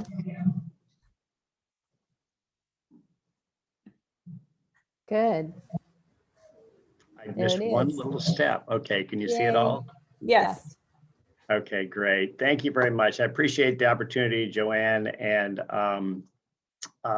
Shelley, from being able to present to you today about Natural Resources Conservation Service. We're one of 16 agencies with the U.S. Department of Agriculture, commonly known as NRCS. Agencies, we always speak in acronyms. So our mission is to help people help the land. And what we do is we work under our guiding principles to work closely with land users to adopt, to develop plans. We jointly work with the landowner to address their objectives, their needs, and the resource concerns. Our planners, we have a variety of different planners. We have range technicians, soil conservationists, biologists, engineers, and we all work together to put together a plan that adequately addresses the landowner's concerns. Our agency prioritizes projects that benefit wildlife. We have a set amount of money put aside to that. We have a variety of funds for that, and I'll talk to you about it. Unfortunately, with probably lobbying of somebody on the phone, 10% of our EQIP funding is supposed to go towards wildlife. All of these species you've seen on here all have dedicated fund pools for projects that directly benefit them. So we're not competing against other folks who want to put in a fence or upgrade an irrigation system. So we go way back to Hugh Hammond Bennett, who was our founder. He was a soil scientist, and those sometimes when I become frustrated that it's taken me a couple of years to get something through, it took him over 20 years to get the soil erosion service together. And for over 60 years, the primary focus of the Soil Conservation Service was maintaining soils and also improving water quality. In 1994, we expanded out to address additional resource concerns: soil, water, air, plants, and animals. We've moved into energy. We've moved into a couple of other resource concerns. But one of the key things about our agency, and it's a pleasure to follow up with all the research that's gone on, Congress does not give us money to do research. We do have some grant funding program that allows us to enter into an agreements. And we've done that with several on the phone. We can talk about it. We've done it with Wild Farm Alliance and also with Sarah Cross and we've done it with UC Berkeley, a number of the universities, to actually learn a little bit better, take more of the newer trends in science and to incorporate those into our documents so that our planners and our biologists can do better planning. So what is NRCS? So we work with farmers, ranchers, and non-industrial landowners who voluntarily request our technical assistance. And then typically that leads to some type of competition for financial assistance through a variety of our conservation programs. The Farm Bill, which comes about typically every 5 years, funds us, as well as through our Farm Bill and also through our own policy. We have a terrific privacy wall. So anytime I talk with a farmer or a rancher, we cannot discuss that with anyone else unless we have written permission to do so. We cannot report on anything that's done unlawfully on that property unless it's in violation of one of our Farm Bill laws or principle. And so it gives a landowner a great opportunity to come in and ask us any question they want. And we assist them with that. So it allows for really terrific open communication and actually a much more trusting access to private lands. In terms of our partnerships, our key partners are the conservation districts.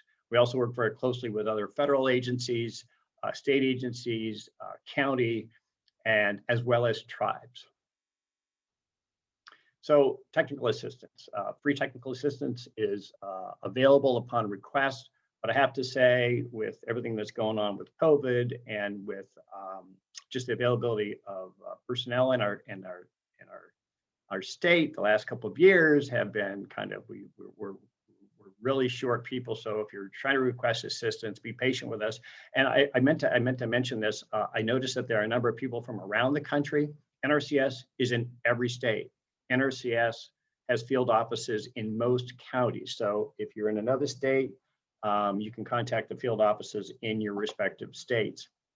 But what happens is these landowners will come to us for this free technical assistance, and then we will work with you. If it happens that the project ends up getting funded, then what will happen is the cooperators apply and compete for the funding assistance, and that comes in a form of reimbursement.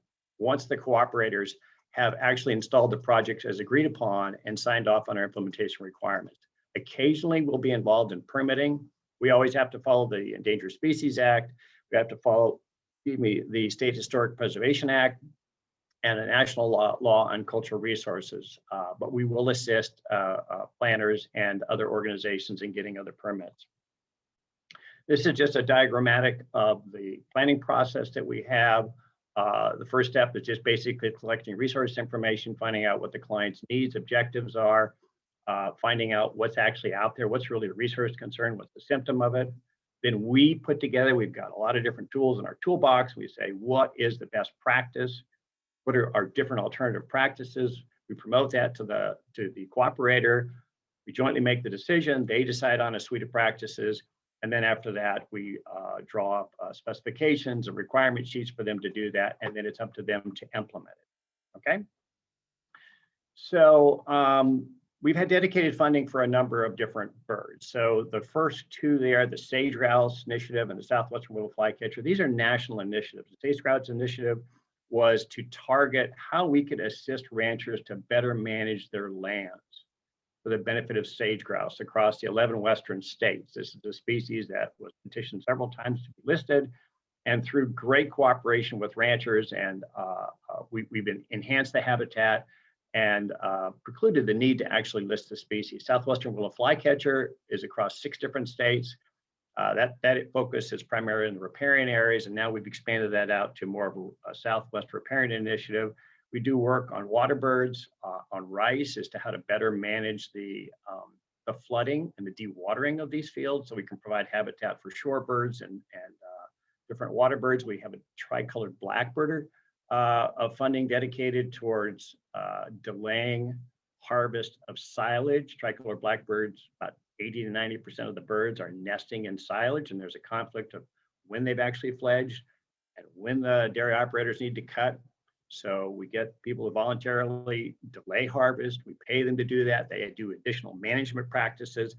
And essentially, through this cooperative effort between Audubon and California Department of Fish and Wildlife and NRCS, dairy operators, dairy organizations, the numbers of birds are finally increasing. And then we have a whole suite of other species that can get funded through our Declining Species Habitat Initiative, which, for those of you who are around when we used to have the Wildlife Habitat Incentives Program, it's kind of replaced that.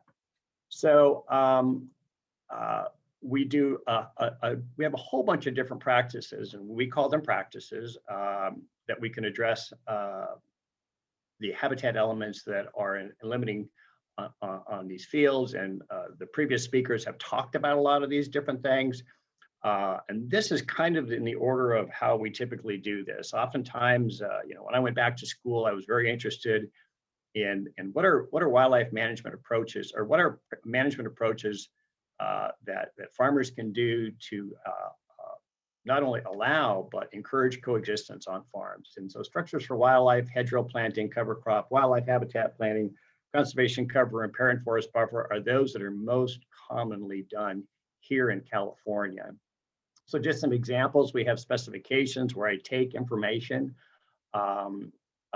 for these practices. And this particular one, structures for wildlife, we have a whole suite of practices that are scenarios that we fund under that.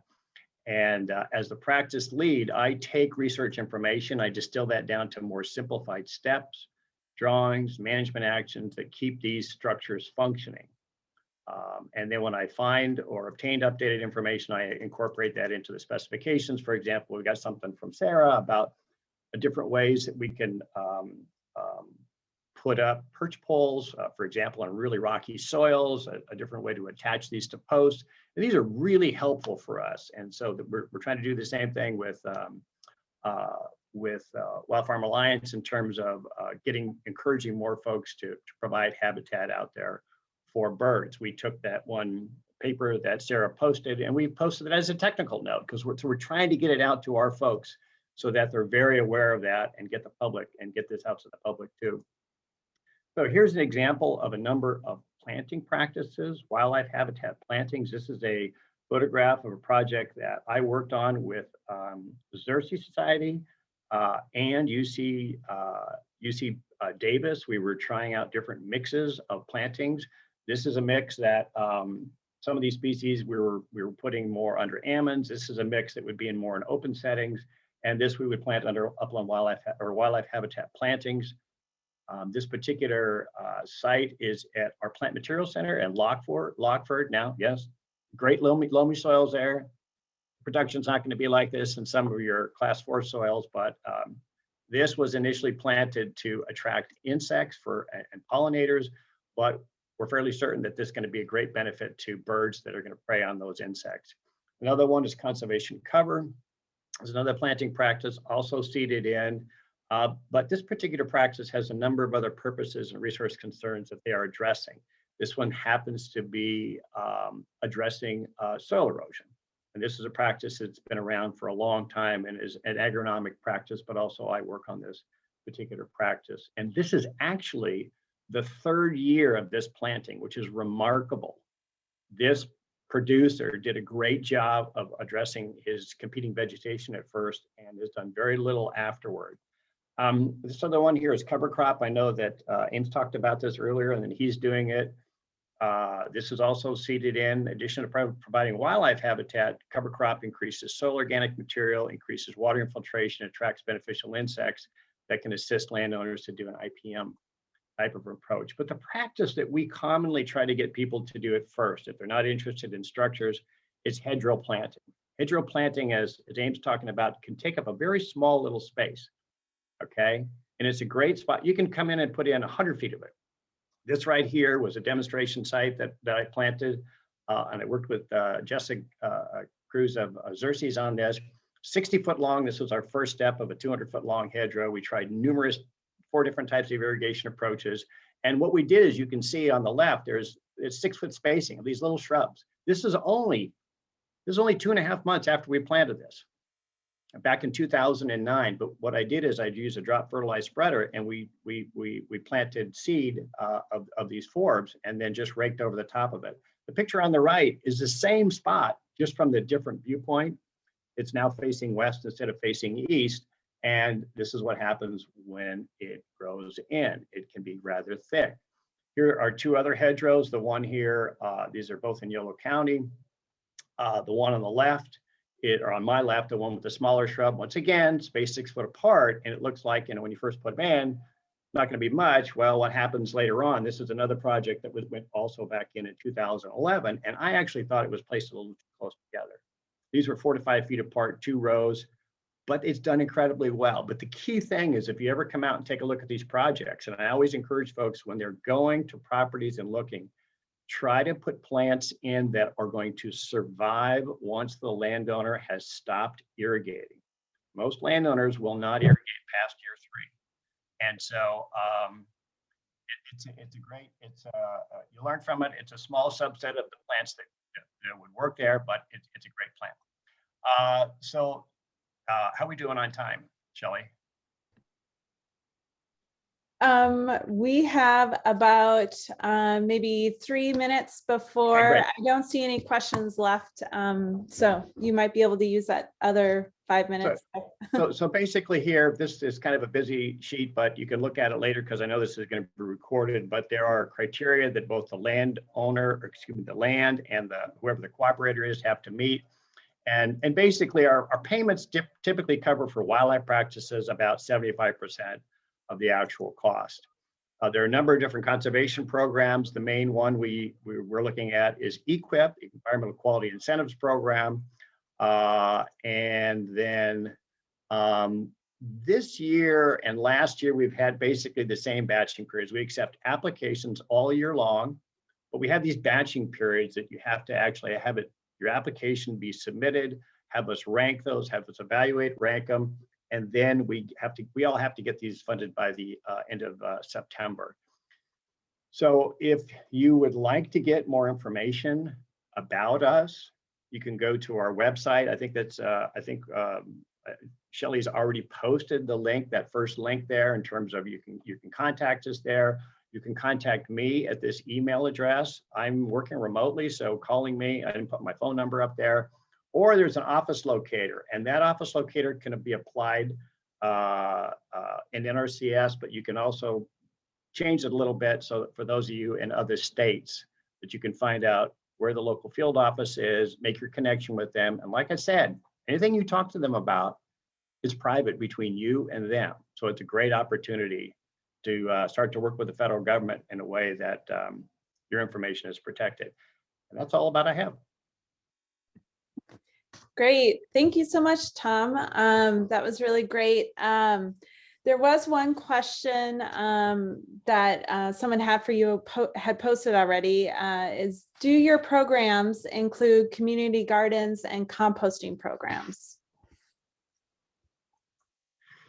That's a good question. The community gardens typically, and we're always under the direction of the Farm Bill, which is what Congress passes, and we've moved to to where eligibility, and that's why I would check on the eligibility. It has to be something that actually has the ability to produce, and oftentimes it sells something for a certain value. So it's like $1,000 or something like that. So on that there, I would probably check with the local field office. In terms of composting, we don't pay to facilitate a composting program, but if I understand the question, we do have a composting practice where we'll we do have actually a composting practice which will pay to put compost on I believe it's croplands. Right now there's been a big push to start doing it more on rangelands, and I'm not sure exactly what the status of that is right there. But if this person wanted to follow up with me, I can get you more information later on about a better answer on that. Great, thank you so much.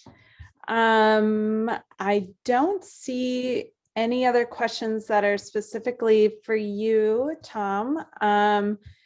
But if anybody has any questions, we have a couple minutes. You can put them in the chat box. Yeah, I'm sure Tom would be happy to answer that.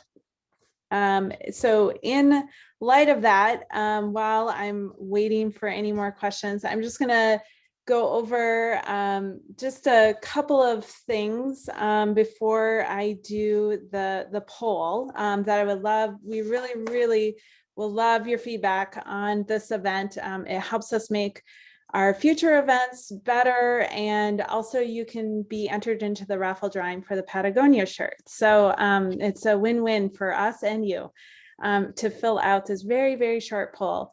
But before I get to that, I'm gonna go to here and I'm gonna, oops, sorry about that. Let me get to the right slide here. And so I did send a link out yesterday in the reminder email about this webinar, and in it included a link to a resource page. It's actually 2 pages long. This is just a picture of the first page that you can download, and we put together resources from both Wild Farm Alliance and the speakers that joined us today. They provided some of their links to their papers, their research papers, as well as other helpful resources. And then, as Sarah mentioned, this is our bird booklet. You can download it for free. And if you are interested in a hard copy, you can also purchase one of those from our website for $10, and we'll mail that out to you. And then Sarah also mentioned this Storymap platform that we have. It's basically an online and visual component that complements the bird booklet.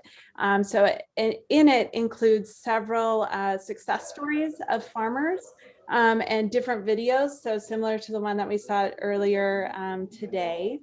We have lots, I think there's 7 or 8 other videos, stories on that, on this platform as well. So you should check that out. And then we have one more field day coming up that is similar to this field day. It will be held on March 31st with Davis Ranches. This is our second virtual field day this year. And so this recording and all 3 recordings will be up on our website if you're interested in watching any of those, if you aren't able to attend the other field days. And it looks like before I get to the poll, there were a couple questions for Tom, and I think we have just a couple minutes. Tom, do Christmas tree farms make great wildlife habitats?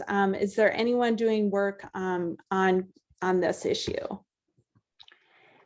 Yeah, so I did just respond back on that. I think to everybody, maybe I didn't. I tried to. You did, I see it. No, that's okay. But yes, Christmas tree farms are eligible. I know that up in Oregon and Washington, we do work on Christmas tree farms, especially